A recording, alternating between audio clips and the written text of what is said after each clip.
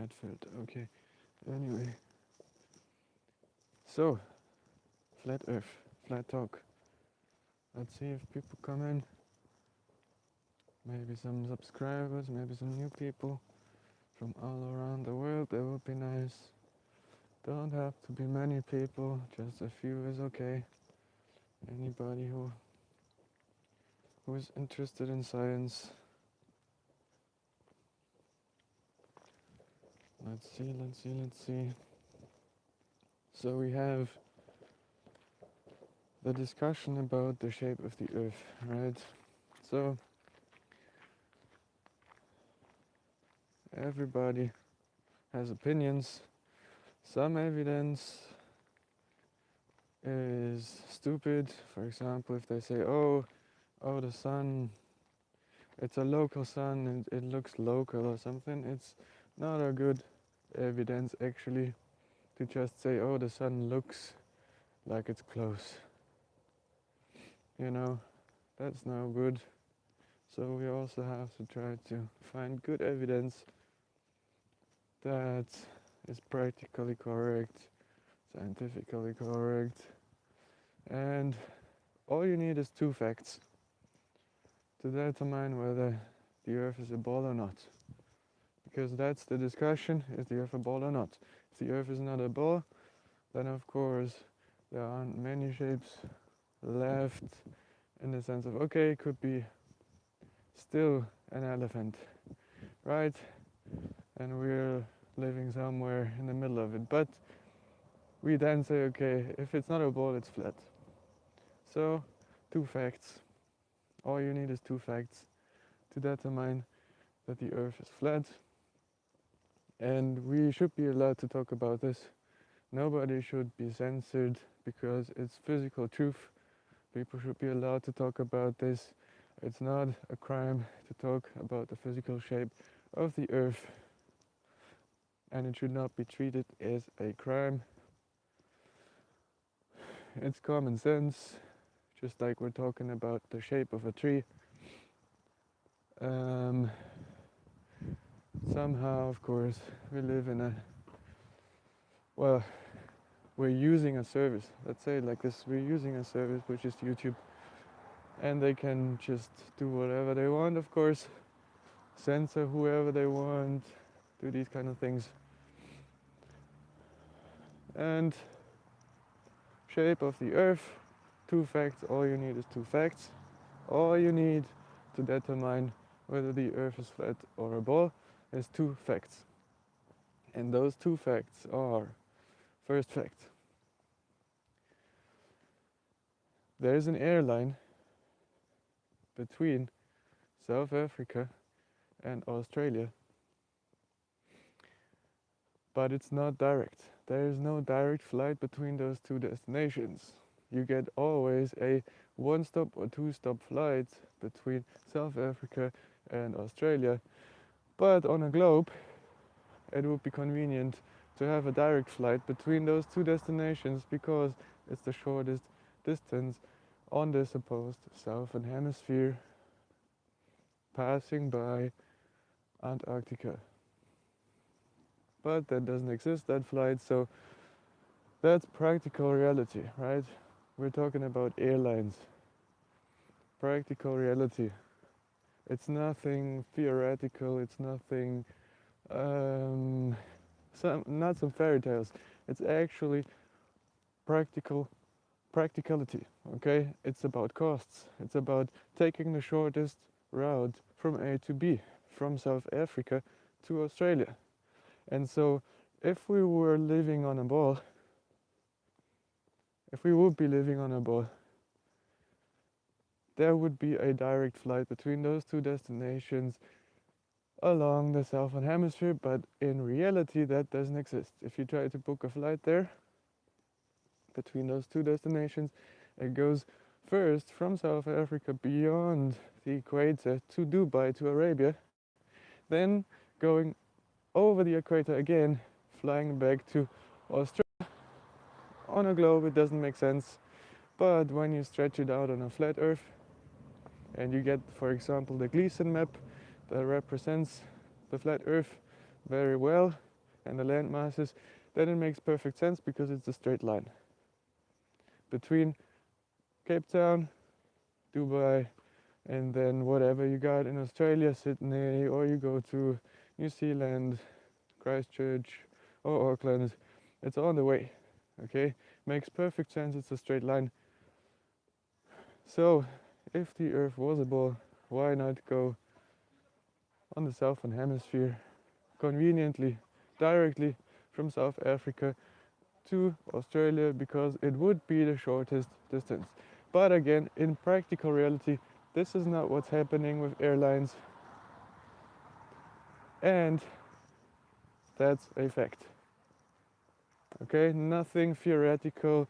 No, you don't need a lot of mathematical background. No formulas needed, no strange letters, symbols, or whatever. That's a practical reality fact. Okay, that proves that the Earth is not a ball. That this airline does not take the shortest route. Okay, if the Earth is a ball, this airline does not take the shortest route, and why would that be?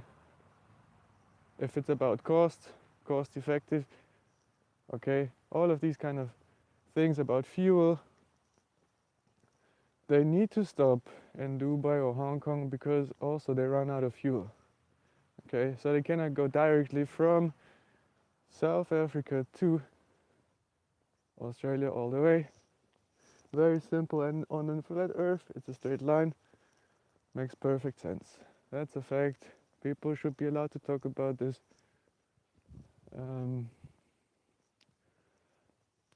So that's the first fact that you need. Airline between South Africa and Australia.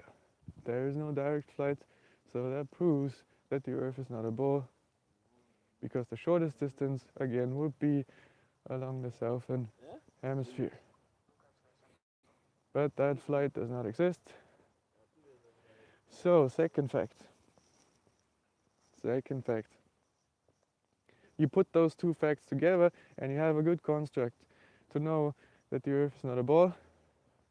Second fact, you're looking at the moon, full moon, and it has a certain surface, and you get the moon rise in the east and the moon set in the west, and you're capturing with a camera or with a telescope or even with your naked eye the surface of the moon in the east first, and then after the night, after it's done all the way to the west, take another picture in the west of the surface of the moon, and you will realize that that surface has shifted.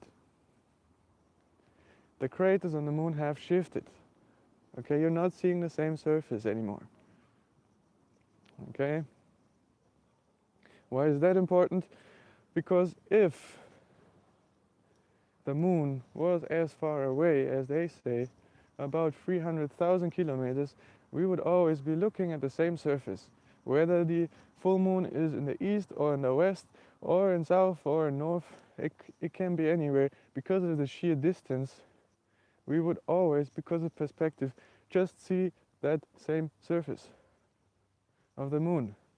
Okay, because we're on Earth, on a supposed ball Earth, are just moving between east and west, or west and east, 12,000 kilometers, which would be the diameter of Earth, compared to 300,000 kilometers. There's a ratio that is really high, and perspective makes it so that when you're looking at a surface, it stays the same. But because in practical reality and in observation, real life observation, the surface of the moon is actually shifting, it proves that the moon is much, much closer to Earth, and perspective makes it so. And a smaller ratio, because now we're just having like 10,000 kilometers and then maybe 20,000 kilometers that the moon is moving. So you have a ratio between 10,000 kilometers and 20,000 kilometers. Much smaller than a ratio between 8,000 or 12,000 kilometers and 300,000 kilometers. You see, that smaller ratio creates the shift of the surface of the moon during the night. And these are two facts that you can put together. Again, first fact, Australia to South Africa airline, or go South Africa to Australia airline. There is no direct flight available. That's a fact. It disproves the ball, because on a ball the shortest distance would be a direct flight that goes along the southern hemisphere. But since the southern hemisphere doesn't exist the way it should be on a ball, the airline just takes a direct flight, no, a straight flight, not direct flight, that's the point, a straight flight from Australia to South Africa and makes a stop in Dubai or Hong Kong because it's on the way and because they need to stop because of fuel. Okay, but it's not the shortest distance if you're considering a ball. So, second fact was the moon's surface. If you were here when you were or if you were listening before, just to recap, to repeat, you have the moon's surface, and at a full moon you get a nice moon rise in the east and a nice moon set in the west, and during the night the moon's surface is shifting, the craters are moving, okay, and that's because of perspective, because the moon is much closer to Earth than we are being told.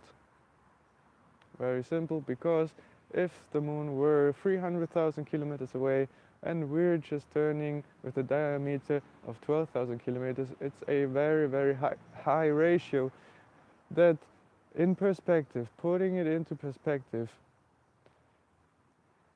the moon's surface would not change as we're looking at throughout the night. We would just be turning. We would always kind of look into the same direction. That's what they're basically saying, right? Everything's so far away. So you if, for example, a star is very, very far away, you get parallels, right? Almost parallels.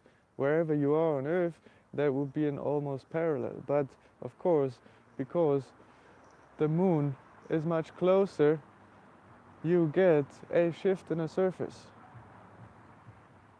during the night.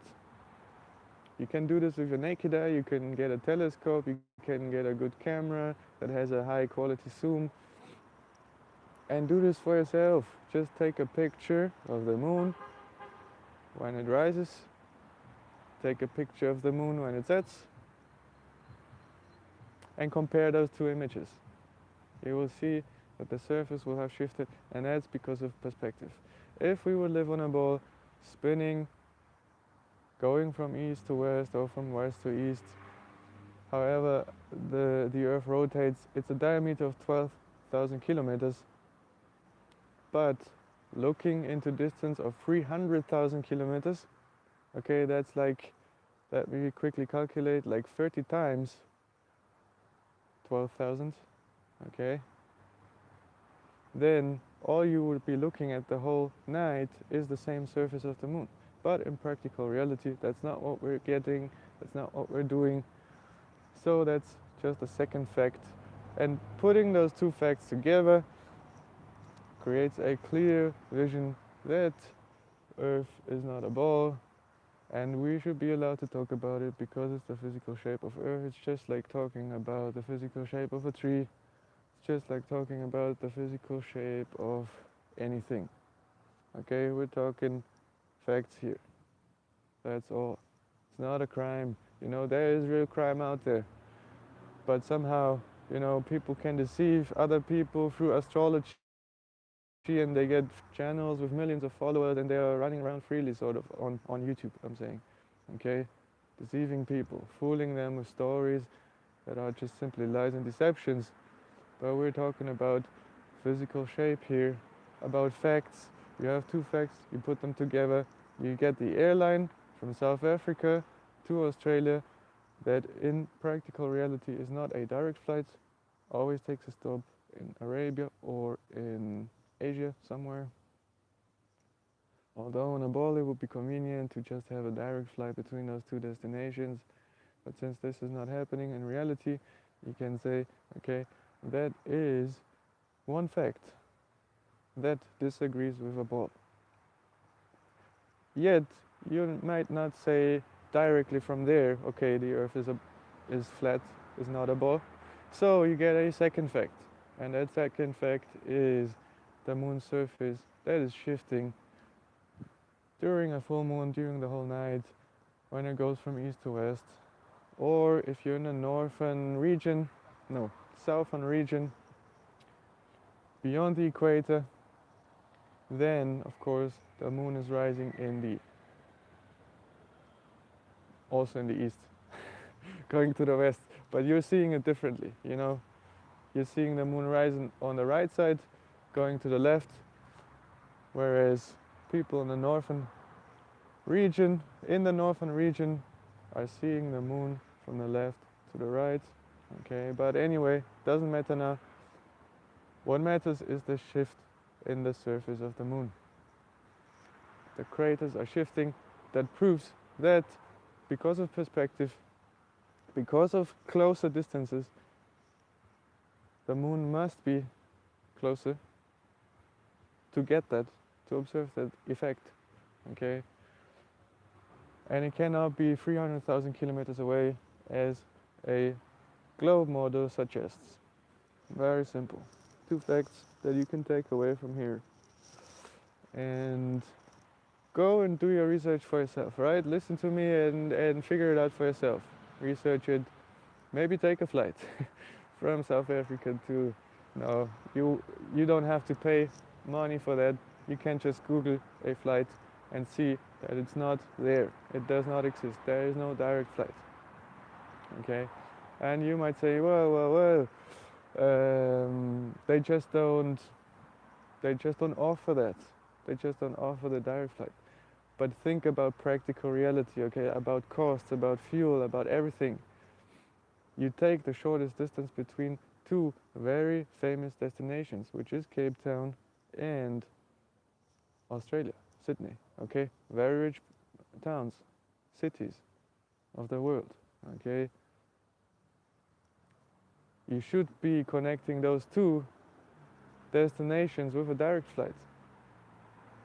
If you were able on a ball, but of course we're not able to do that, or these airlines are not able to do that because the Earth is not a ball, you cannot go directly between those destinations because there is no southern hemisphere. Okay? It's not round there. It's not spherical. Take those two facts, listen to this video if you just joined now, because I'm at the end of this talk, and yeah, take it with you, do your own research, okay?